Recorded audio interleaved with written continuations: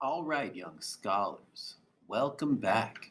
Today's plan is for you to outline your paper and to start writing your first draft. This week will be dedicated to you writing the majority of the time, not a ton of extra assignments each day. I'll be covering kind of a little mini subject or a mini lesson, and you'll have that time to write first draft due Friday by midnight. So let's get it going. So far, you should have picked a topic, picked a purpose for your research and your writing, either to inquire and explore, to analyze and interpret, or to take a stand and propose a solution regarding your social justice issue. At this point, you should have gone out and read several sources. You should be beginning to understand your topic at a deep level. Remember, you are becoming an expert in this topic. Once you've done that preliminary research and once you've dove in and started to understand this topic that you have chosen, you're ready to outline your paper. And that's what I'm going to do here with you today for my topic, which I have chosen the genocide in Darfur. This is a topic that is close to me and that is something I am familiar with. When I was in college, this is when this genocide and the several civil wars in Sudan and the South Sudan were beginning. And I worked at the Marriott during that time downtown, the big Marriott right by the convention center. And I actually worked with a few refugees from the Sudanese civil war, including one, a young man, my same age, a guy named John, who was what would become known as one of Sudan's lost boys, an entire generation of boys who were affected greatly by the civil wars and ultimately by this genocide. And John, my friend, was a refugee and had wandered through the South Sudanese desert for months, hiding from militia groups. And we spoke at length about his experiences and about what's going on over there. And that's why I chose this topic. I also chose it because I didn't think any of you would choose it. So I was right on that one. But, anyways, I know a little bit about my topic. I also have done some research.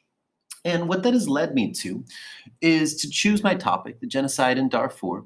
And because most of my audience, that would be you all, is not super familiar with what's going on in Darfur in the surrounding areas of South Sudan and Western Sudan, uh, I chose to inquire, ask questions, and then explore those answers. But this process for outlining, this would work no matter what your topic, no matter what your purpose. As you are doing research, you have been coming up with questions to guide your research.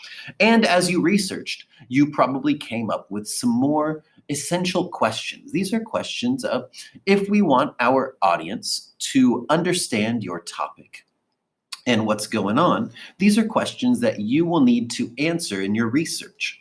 And so to outline or to begin your outline, you're just simply going to list as many of those questions as you can. So I came up with questions like what is going on in Darfur? Or I'll say South Sudan. Leads me to essentially where is Darfur? Who lives there? About now or throughout history? And by the way, we're just listing questions. Some of these we might throw out later, but we're listing as many questions as we can. Who lives there now? Where is Darfur? What ethnic groups we could ask there? Let's see. Who is fighting or committing the genocide? Is it the same now as when it began. And again, just any question that pops into my head, I'm just tossing it in there. I might say, what ethnic groups are involved? Yep, I realize I spelled that incorrectly. What ethnic groups are involved? Or what is the situation right now? If you're getting a little repetitive, that's all right. What causes led to genocide? And if you see a question that pops up, like just that you feel like you could label as underneath or categorize it with another question, like are the causes the same now as they were when the genocide began? Or are they or have they evolved over time? Evolved? Changed? Any progress? These are questions that I think are relevant. Um, what has been the reaction of the international community?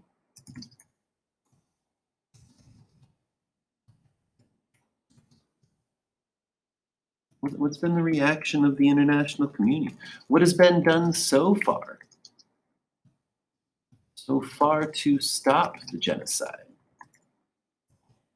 Um, what are I'm going to say the larger reaching consequences? This one pops into my head because, I wouldn't have met my friend John if if this genocide had not been going on. What other? This leads me to like refugees, refugee camps. I might say like any new laws, any any any aid from first world countries. Man, just going on, listing as many questions as I can. What lessons can be learned? What lessons can be learned? That leads me to like, how might this relate to other genocides?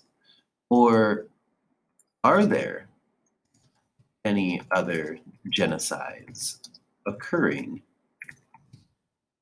right now in the world? So these are all things that I think might be relevant in my research paper. What are the next steps that the international community might take? So, hey, now we're starting to see that we've got some questions, we've got some sections going on here. And I might go on, I might list a few more, but I think we're a little bit ready to take a look at our next step, step 2, which would be to organize your questions into sections. And so I might break it down nice and easy into introduction. What's going to go in my introduction? And then my body paragraphs. What's going to go into those? Do I need a counter argument and conclusion?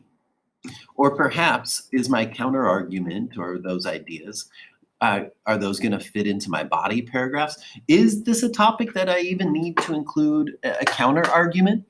There might not be a counter argument when I can say, hey, what are the next steps that the community might take? That might fit nicely under counter argument, where rather than like saying, this group says we should do this and this one says that, maybe in the counter argument, I just explore some of those other ideas. And you could probably even just go copy paste some stuff right down in here. Like, Into my introduction, let's see. These questions, what's going on? Where is Darfur? Who is fighting? Those to me kind of fit into the intro. So let's pull those down and boom, we'll put those in the intro. I'm gonna copy them instead of, there we go. So now we've got what's going on. Body paragraphs. What are these? What might fit into, I like what is the situation right now? So I'm thinking in my intro, I'll kind of keep it a little bit more history slash context. And then my body paragraphs, I might focus a little bit more on now, like the modern, what's going on. So getting into the what ethnic groups are involved, I'm going to start with what's the situation right now. What causes led to the yeah, I think that we can go boom, we can put that right down there. And I actually think that I think what ethnic groups are involved, that's a nice question. That might fit kind of under what is the situation right now. So let me bold this so you can see a little bit more. Yeah, body paragraphs, counter argument. And this might even be just like explore variety of viewpoints. Yeah, that might work for counter argument. There's going to be people who have different opinions on this. So maybe we just explore some of those different viewpoints or opinions in the counter argument. So again, looking at body paragraphs, focus more on now. We've got what's the situation, what ethnic groups are involved. We're definitely going to look at these things in what causes and effects. We're definitely going to look at the interaction of the international. Well, excuse me, the reaction of the international community. So that stuff's going to fit right down here for me.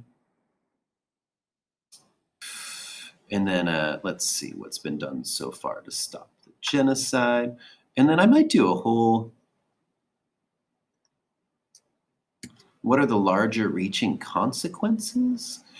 I think that would fit in the body paragraphs. That could also go in the conclusion, though. You know what I might do is I might put this in italics right now and maybe move it. Maybe move it down to the conclusion. This is really fluent. So, and then what lessons can be learned? That to me definitely is conclusion stuff there. Yeah, and now we're starting to have like a nice little organized outline where I'd go intro. I would address these questions. I could do it in one long paragraph, or I could do it in a couple shorter paragraphs. I'm thinking right now for my body paragraphs, just address one of these questions in each. Whoops. Address one of these questions, and I could go back in here and develop these questions even further. What is the reaction? I see these two. They could probably be grouped together. So I'm just going to add group these together. Yeah, put that little comment right over there. Let's get what's any new laws. Let's see. And I'm adding stuff in right now because I'm still thinking of questions. Military actions. And I might say like USA or UN, United Nations, anything been done? And you're going to find that you're going to probably end up with more to research. And that's okay because this is a very useful process. And full disclosure is that when I was coming up with these questions, it seemed to you guys like they came up very quickly, probably off the top of my head, but I promise you, I thought of them before, and I took quite a bit more time researching those questions. I just am trying to keep this video a little bit shorter. But this is how you start creating an outline. And notice, I've still got some stuff here to dial in and to get a little bit more refined, but I certainly have enough to start my writing. And as I am writing, I might come up with more questions and I might come up with more research that I need to do. And if I come up with more questions, now I've got this outline. I'll look at this outline and think, where would my new question fit? I'm going to try to come up with more questions about the variety of viewpoints, all that kind of stuff. But this, hopefully, you can come up with a nice outline. And then today, begin your writing. I like to start with my body paragraphs, but I think here, just looking at my outline, yeah, I would probably start with this one. What's the situation right now? What ethnic groups are involved?